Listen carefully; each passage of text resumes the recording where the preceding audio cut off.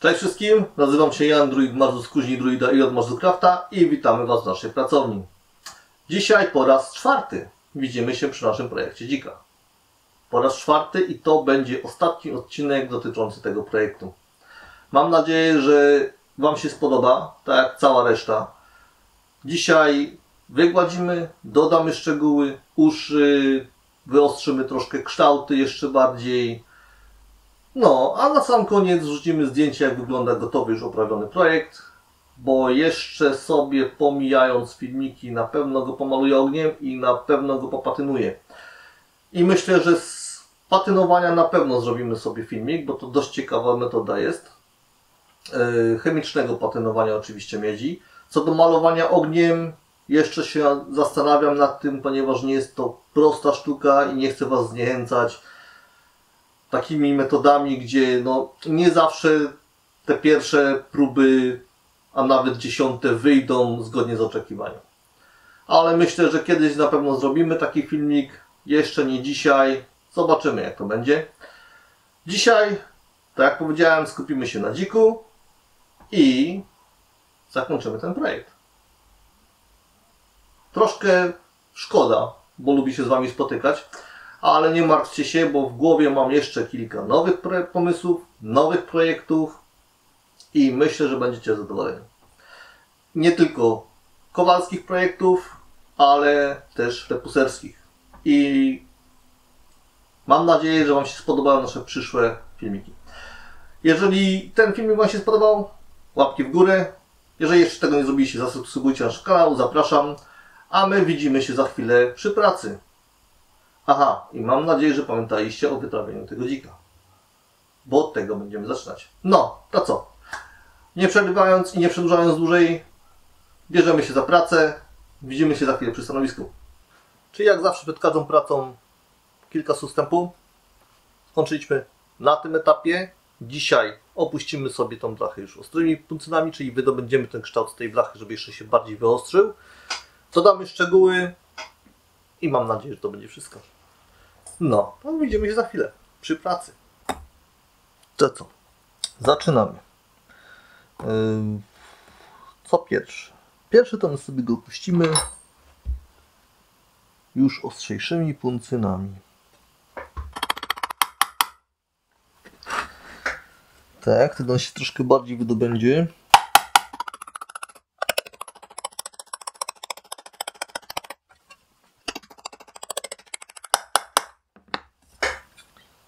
Tak. I tu też myślę.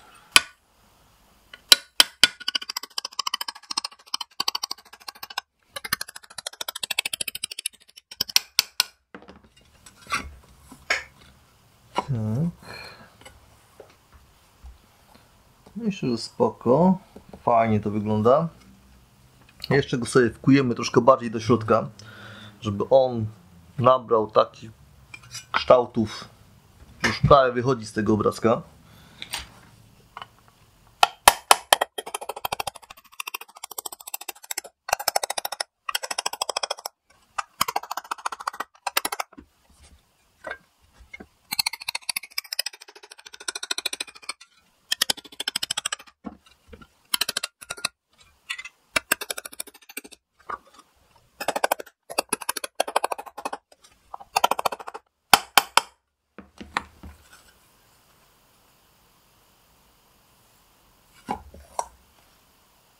No i całkiem ładnie.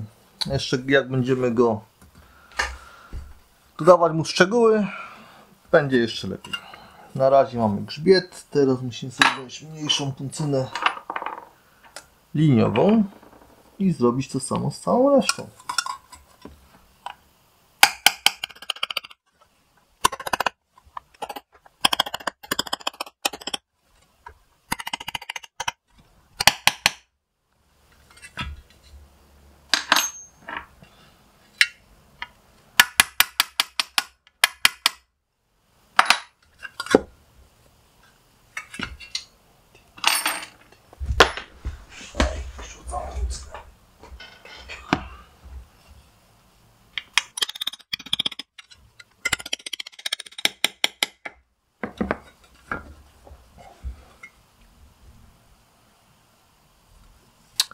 Tak, mam nadzieję, że tam już widzicie, o co mi mniej więcej chodzi. Jeszcze troszkę i Wam będę mógł pokazać lepiej.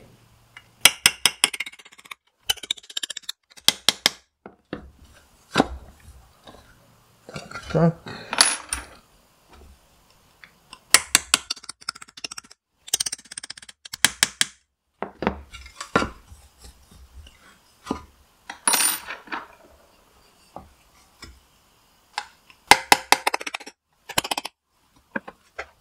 No i ładnie.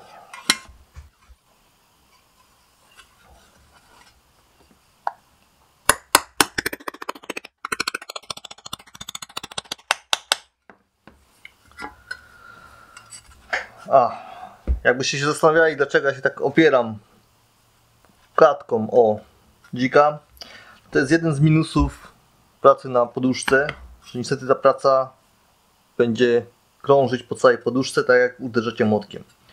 Dlatego wolę smołę repuserską, bo tam jak już sobie ją ułożę, tak ciężar całej misy i czaszy trzyma pracę w miejscu.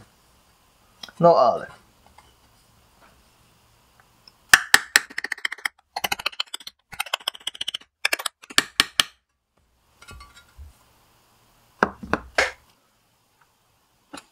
pamiętacie patent z ołóweczkiem? Jeżeli nie wiemy do końca, gdzie chcemy prowadzić linię, tak jak tutaj, zaznaczymy sobie ołówkiem, popatrzymy jeszcze na wzornik. Jeżeli się wszystko zgadza, to możemy pracować. U mnie się aktualnie zgadza, więc co? Zaznaczamy linię.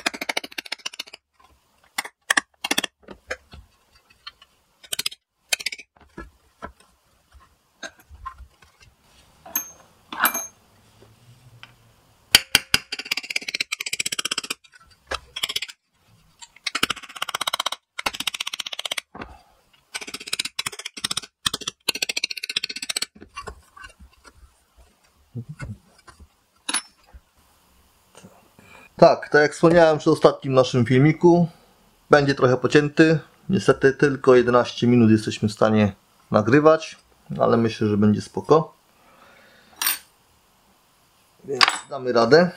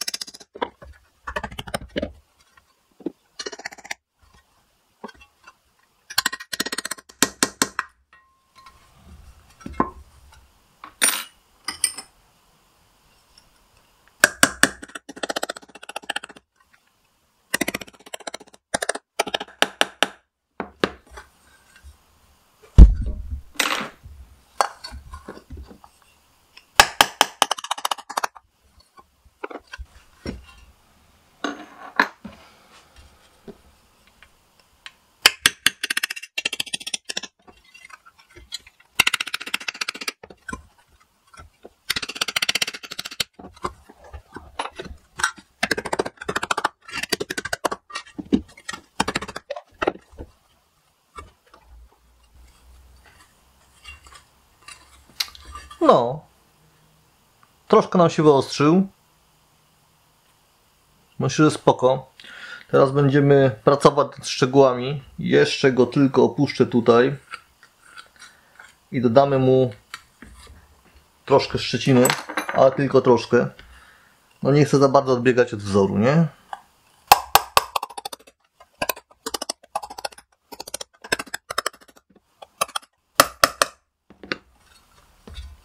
Tak. Tu go jeszcze poprawimy z tej strony.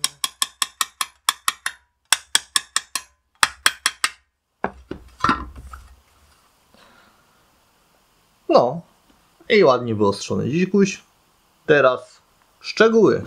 Czyli to, co mamy mi się najbardziej. Pamiętacie, mamy jeszcze tutaj ślady, gdzieniegdzie widać po naszym rysiku. Więc to nam bardzo ułatwi sprawę w dalszym etapie. Jeszcze oczywiście patrzymy się na wzornik.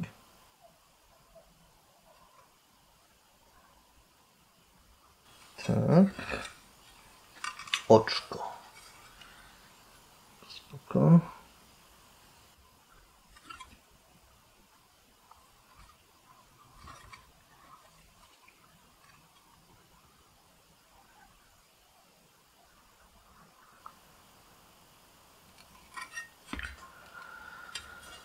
No, zajmiemy się przodem. Teraz tylko jeszcze pytanie jak.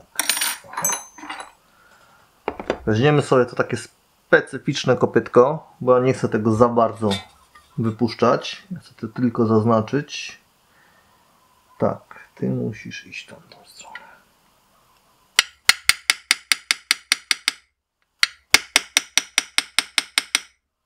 Albo weźmiemy sobie kopytko, bo też mamy. Gdzie mamy kopytko? O, ono jest takie dość specyficzne i jest pod lekkim kątem.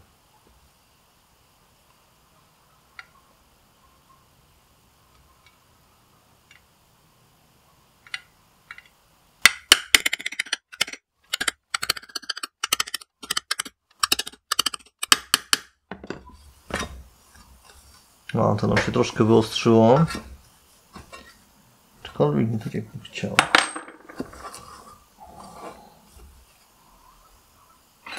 Weźmiemy sobie.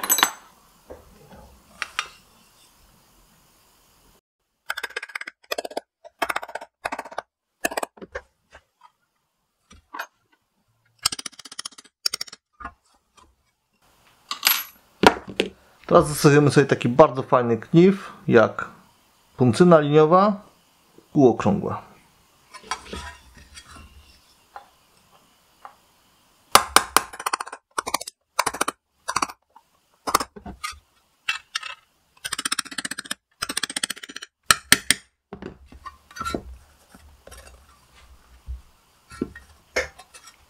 No i ładnie, podoba mi się.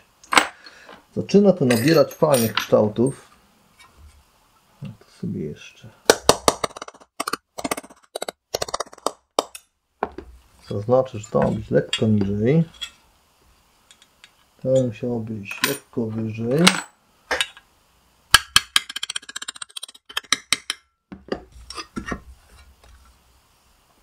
O, w ten sposób. I musi się kończyć tu.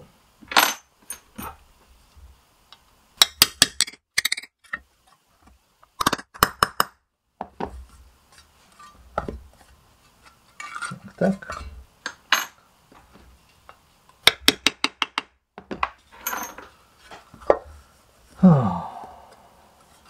Pięknie. I mamy już zarys pyszczka. Czyli teraz tu jedziemy.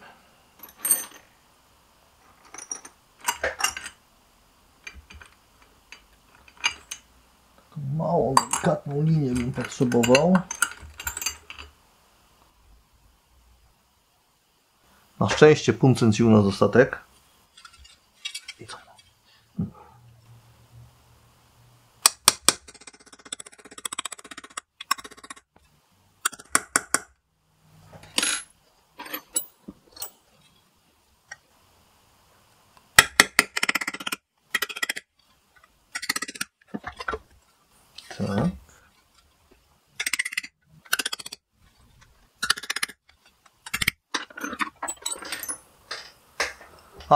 Jak uważacie, że macie mało puncyn, to taki fajny knif, jeżeli potrzebujecie mniejszej puncyny niż na przykład ta puncyna liniowa, to można ją ustawić pod delikatnym kątem do obrazka, tak że ona nie będzie całą płaszczyzną spoczywać. Będzie tylko tym kawałkiem, który potrzebujecie.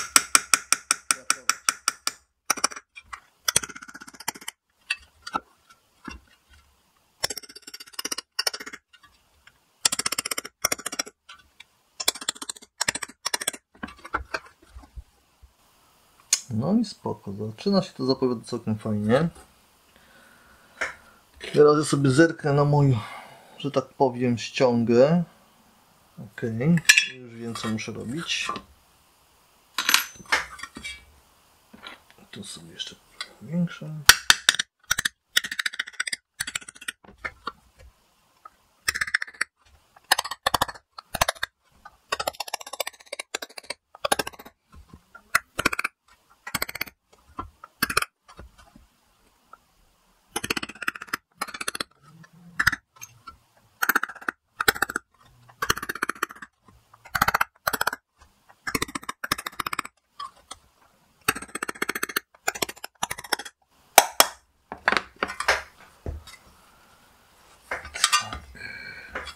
No, zaczyna trochę przypominać dzika w zbroi.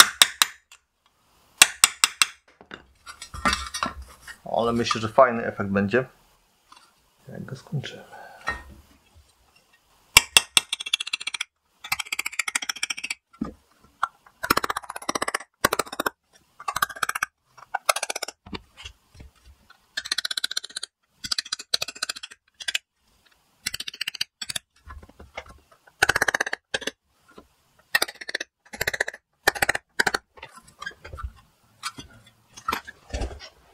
Okej.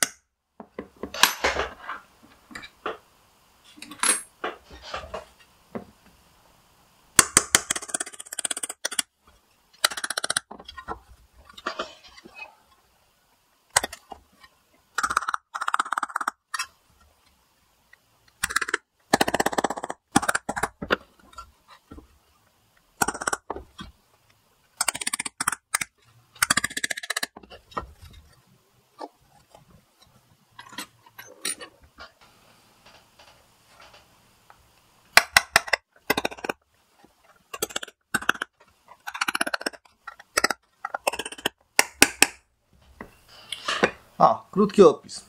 To jest to nasze liniowe kopytko. One ma płaską stronę, czyli taką ostrą, jak normalnie pędzina liniowa. Tu Was będzie lepiej widać. I ma zaokrągloną stronę. I ustawiamy tak, że jeżeli chcemy, żeby coś głębiej poszło, czyli któryś tam element obrazka ma iść głębiej, to tą zaokrągloną stroną do tego miejsca, gdzie ma iść głębiej. Wtedy ta zaokrąglona strona przesuwa nam materiał w dół.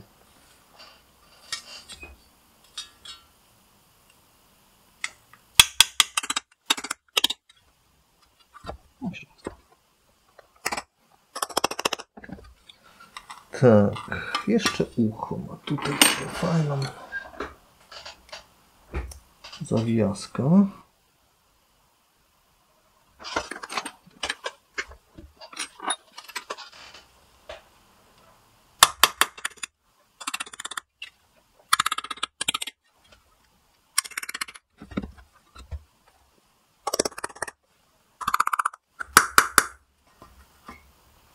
A jeszcze jedno. Jak już będziecie na takich wysokich punktach jak tutaj i tutaj, to trzeba uważać, bo tam już blacha będzie bardzo cienka. Więc trzeba delikatnie pracować, żeby nie pękła.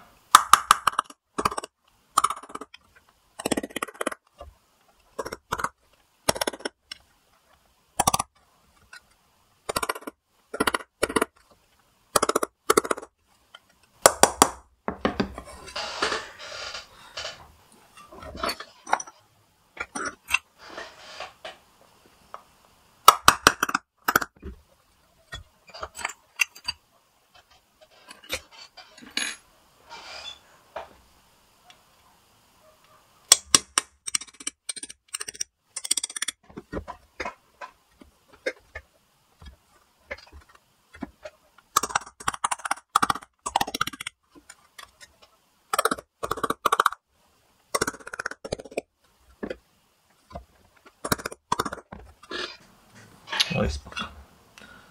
Oczko.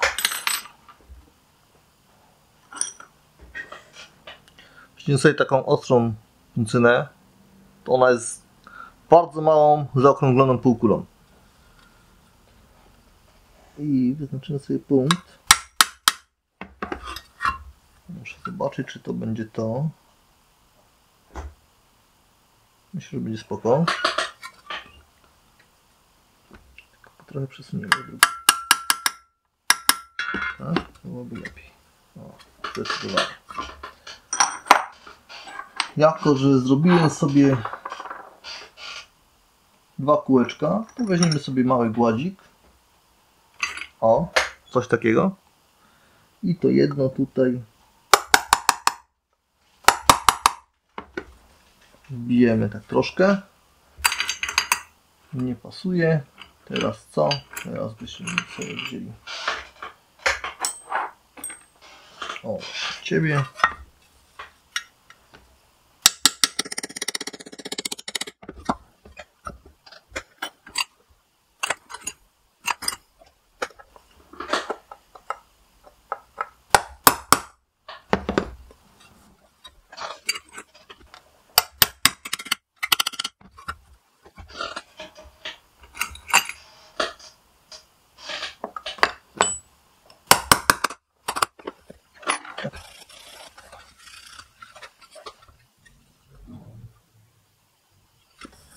No, dobra, to jedziemy teraz dalej.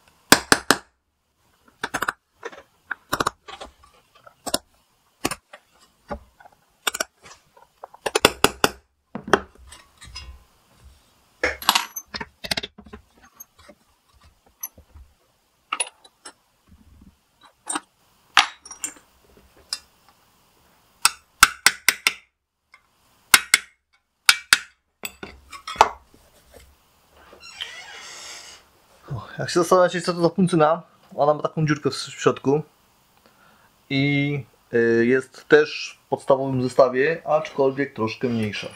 Taka jak używałem przed chwilą. No. O, właśnie. Coś takiego. Oczywiście dostaniecie na samym końcu tablicę z wymienionymi puncynami. I ten sam efekt da się uzyskać zwykłymi puncynami. Tylko trzeba się namęczyć. Czyli zwykłymi, czyli liniowymi i wypychaczami.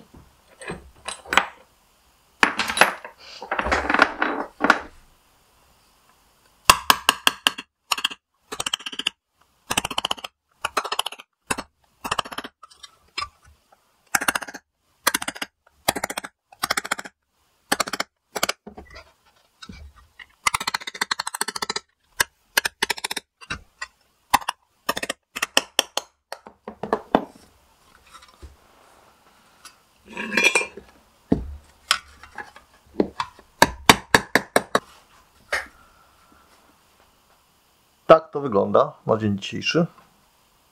Wrzucimy Wam oczywiście fotki bardziej szczegółowe. Dla mnie jest koniec. Jeszcze oczywiście pomaluję sobie to ogniem, popatynuję i będziecie widzieć efekt końcowy po tych wszystkich wykończeniach. Aczkolwiek na dzień dzisiejszy, czyli po naszym całym tutorialu, to jest coś, nad czym pracowaliśmy przez ostatnie parę tygodni, a tak naprawdę parę godzin. Myślę, że efekt wyszedł całkiem fajnie. Mnie się ten dzik podoba. Jeszcze muszę nad tym troszkę pomyśleć. Zobaczymy, co tutaj jeszcze da się poprawić, ale myślę, że niewiele, ewentualnie nic. Bo mnie się, tak jak mówię, podoba. Fajnie leży, fajny design.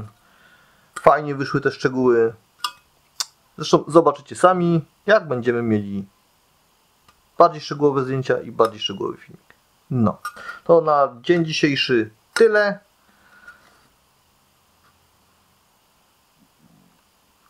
I chyba wszystko. pogadamy jeszcze za chwilę. Na pewno przy tym.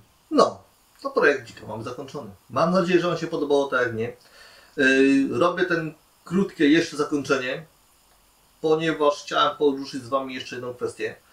Tak jak powiedziałem na początku, mam jeszcze kilka projektów, filmików w głowie i będziemy z nimi działać, aczkolwiek padła propozycja, żeby robić je w wersji angielskojęzycznej. Dla mnie fajnie, ponieważ wymusi to na mnie też oczywiście naukę języka angielskiego w stopniu bardziej zaawansowanym niż do tej pory się nim posługuję. Mam nadzieję, że Wam to nie będzie przeszkadzać. Jak coś, zapraszam do komentowania, pisania. Oczywiście wszystkie Wasze komentarze będą brane pod uwagę w następnych projektach. No, dla mnie byłoby to lepiej tworzyć w angielskojęzycznym kontekście, bo tak jak napisałem, po pierwsze, też bym miał z tego jakąś naukę i po drugie, moglibyśmy dotrzeć do szerszego grona odbiorców. Także komentujcie, piszcie, co o tym sądzicie. Prawdopodobnie jeszcze poślemy sobie jakąś ankietę na socjalkach, więc do zobaczenia tam. No to co? Trzymajcie się ciepło. Do zobaczenia następnym razem. Albo przy stole do repusowania, albo już przy kowadle. Na razie. Cześć.